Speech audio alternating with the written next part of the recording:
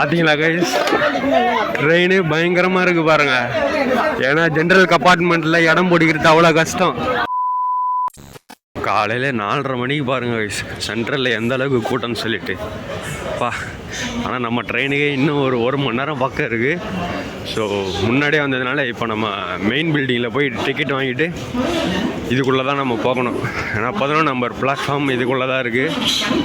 Okay, இப்போ நம்ம டேரெக்டாக போய்ட்டு டிக்கெட்டை வாங்கிட்டு வருவோம். பரவாயில்ல கைஸ், மெயின் பில்டிங் போகிற இடத்துல கொஞ்சம் டெவலப் பண்ணிக்கிறாங்கன்னு நினைக்கிறேன். ஏன்னா ஃபஸ்ட்டெலாம் இந்த ஒரு ரயில் பெட்டியில் இல்லை. என்னென்னா ஒரு ரயில் பெட்டி மாதிரி செட்டப் பண்ணி அதிலே பாருங்கள் ஒரு ரெஸ்டாரண்ட்டே ஒன்று ஓப்பன் பண்ணிட்டாங்க. பரவாயில்ல, ரயில் ரெஸ்டாரண்ட்டா, அதுவும் நல்லா தான் இருக்குது. இன்னும் லைட்டு தான் நின்று எரியுது. அது மாடலே அப்படி தானா இல்லை இவங்க அந்த மாதிரி வச்சுருக்காங்களான்னு சொல்லிட்டு தெரியல. சரி ஓகே, ஃபஸ்ட்டு நம்ம உள்ளே போவோம். காலையில் 4:30 மணி மாதிரியாக கைஸ் தெரியுது சென்ட்ரலில் பார்க்குறதுக்கு. அப்பா எவ்வளோ கூட்டமாக இருக்குது. இந்த கூட்டத்தில் நமக்கு ஜென்ரல் டிக்கெட்டை வாங்கி ஜென்ரல் கம்பார்ட்மெண்ட்டில் சீட்டு கிடைக்குமான்றதே ஒரு டவுட்டாக தான் போலையே. பார்ப்போம், முதல்ல போய் டிக்கெட் வாங்கலாம் வாங்க. காய்ஸ், நம்ம டிக்கெட் வாங்கலான்னு போனால் அங்கே ஒரே கூட்டம். ஸோ அதனால் நம்ம அங்கே டிக்கெட் வாங்கலை, டைரெக்டாக ஆன்லைனில் புக் பண்ணிடலான்னு சொல்லிட்டு விட்டுட்டேன். ஸோ 11 நம்பர் பிளாட்ஃபார்ம் அங்கே தான் நம்ம நிற்கிறோம் கைஸ். இன்னும் எந்த ட்ரெயினும் இல்லை. நமக்கான ட்ரெயினே 6:10 தான். ஆனால் நம்ம பாருங்கள் எத்தனை மணிலாம் வந்திருக்கோன்னு சொல்லிட்டு 4:41 நம்ம வந்துட்டோம் இங்கே. ஓகே, அப்படியே கொஞ்ச நேரம் வெயிட் பண்ணுவோம். ஒரு ட்ரெயினில் டிக்கெட் பிடிக்கிறதுக்காக எவ்வளோ பேர் பார்த்தீங்களா கைஸ். ஸோ இது எல்லாமே கோயம்புத்தூர் எக்ஸ்பிரஸ்க்காக வெயிட் பண்ணுறாங்க. இவங்க கூட நம்மளும் வெயிட் பண்ணுறாங்க கைஸ்.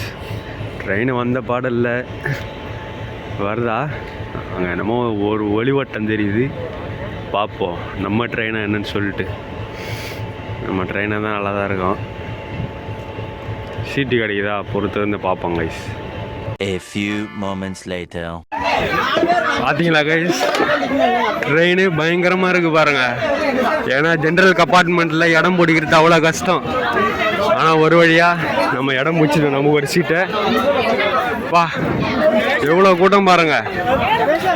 நல்ல வேலை நமக்கு கிடச்சிருச்சு. ஓகே கைஸ், இதுக்கப்புறம் நம்ம போக வேண்டியது தான்.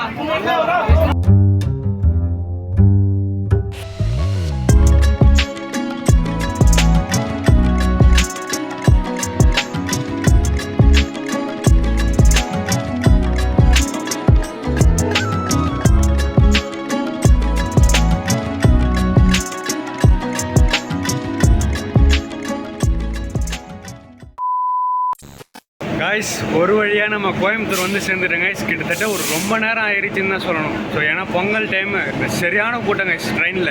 நீங்கள் ஸ்டார்டிங்கில் ஒரு கிளிப்பை பார்த்துருப்பீங்க. அதுக்கப்புறம் என்னால் வந்து பார்த்தீங்கன்னா வீடியோவே எடுக்க முடியல.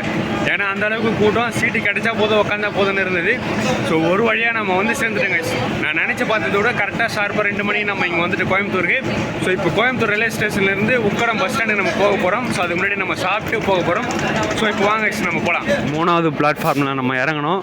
இப்போ 4வது பிளாட்ஃபார்ம் வழியாக போயிட்டு இருக்கோம். நீங்கள் பாருங்கள், ட்ரெயினில் இருந்து இறங்கின பொட்டி இதெல்லாம் தள்ளிட்டு போகிறாங்க. நம்ம வந்து ட்ரெயின் அது வரைக்கும் பாருங்கள் கைஸ். அதுக்குள்ளே அடுத்த ட்ரிப்புக்கு ரெடியாக இருக்குது. ஸோ இப்போவே எல்லோரும் சீட்டை பிடிக்க ஆரம்பிச்சிட்டாங்க. நம்ம அப்படியே பொறுமையாக கீழே இறங்கி போவோம் கைஸ். ஒரு வழியாக கோயம்புத்தூர் ரயில்வே ஸ்டேஷன்லேருந்து வெளியே வந்துட்டேன் கைஸ். பரவாயில்ல, ஆனால் ரொம்ப நாளாகவே அந்த ஒரு பரவாயில்ல கைஸ், ரொம்ப நாளாகவே இந்த ஒரு ட்ரெயினை மாற்றாமலே இருக்கிறாங்க. எனக்கு தெரிஞ்சு இந்த ட்ரெயினை மாற்ற மாட்டாங்கன்னு நினைக்கிறேன். மேபி எதனா ஒரு ஃபங்க்ஷன் வந்து தொடச்சி வேணால் வைக்கலாம், இல்லை பெயிண்ட் அடித்து வைக்கலாம். இந்த ட்ரெயின் இங்கே தான் இருக்குன்னு நினைக்கிறேன் கைஸ். கோயம்புத்தூர் ரயில்வே ஸ்டேஷன் வெளியே இருந்து பார்க்குறதுக்கு எப்படி இருக்குது பாருங்க கைஸ். வேறு லெவலாக இருக்குது பாருங்கள். அங்கே ஒரு தேசிய கொடியம் பார்க்குது பெருசாக.